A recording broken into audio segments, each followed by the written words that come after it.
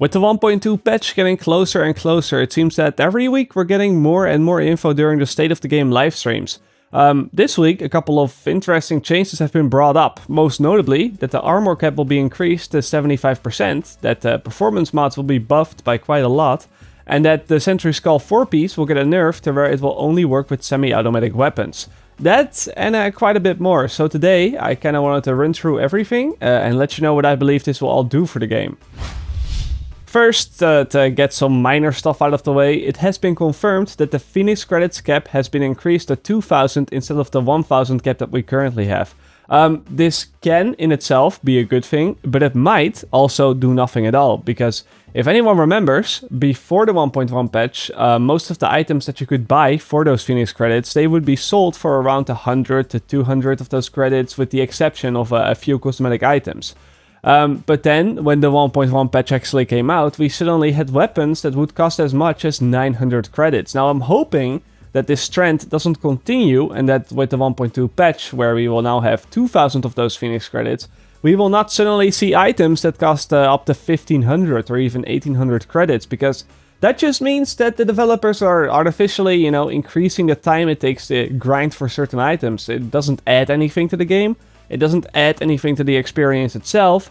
They just make you play more for the same stuff, and that would not be a good thing. Then second up, this is I guess also pretty important, but it is that the health statistic that you can see right now at the top of your inventory screen, that will be replaced with a statistic called Toughness. Now, Toughness will combine the health attribute and your current armor, so, this will show more accurately how tanky you really are. Of course, this is a good thing, because at the moment a player with 140k health and 0 armor will drop just as fast as someone with 70k health and 50% armor, and this statistic can be very deceiving. However, it only takes health and armor into account. The other statistics, like exotic damage resilience, or for example, protection from elites, that will not be taken into account. It is just health and armor. Lastly, before we get to the more exciting stuff, as I assumed in the video I made about last week's State of the Game, where I talked about the changes that they are making to the Dark Zone and the loot, it has now been confirmed that the power level for items will not increase. So with this patch, 240 gear score items will still be the best things in the game.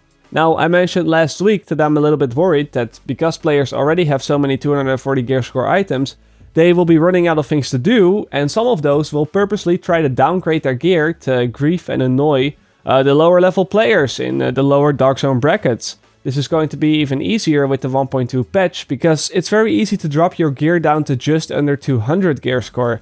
And for those that don't know yet, there's a separate bracket for those players now from 160 to 200. I think that the gear score should only factor in one weapon, the best weapon in your inventory and your stash combined. This way, you can just swap out your secondary and your sidearm for a gray level 1 item and pretty much de-level yourself, so to speak.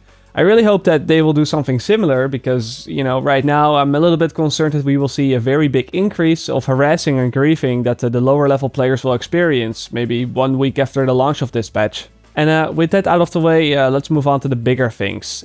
Now, the first thing that I want to talk about is the increase to the armor cap. As I said in the beginning of the video, the maximum armor mitigation that players are now able to have, that will go up from 65% to 75%, and this means that if players want to max out on armor, they will have to reach a total of 5,354 armor points compared to the 4,640 that we have to get right now. But seeing how gear will actually not become more powerful with this patch, 5,343 armor will actually be pretty tough to get, and players will be required to sacrifice quite a lot to achieve this. Now, you would think that with this armor cap increase, players will be a lot more tanky, and that you will be able to complete the incursion with a lot more ease and all that good stuff, but I actually believe that it will not make that much of a difference. Basically, right now, almost everybody is running with Reckless, which essentially gives the player a little bit of extra damage mitigation beyond the cap. But with Reckless, of course, being fixed next patch, I believe that a lot of players are going to feel a lot more squishy, especially during the incursions. With this in mind, I'm actually thinking about making a guide on what items you should roll armor for in order to get the maximum armor cap while sacrificing as little as possible. But I'm kind of holding off to it until the 1.2 patch actually drops, just in case anything significant changes. Then the next big thing in the 1.2 patch is that the Sentry's 4-piece bonus will only work on semi-automatic weapons, so that is, snipers, shotguns and pistols.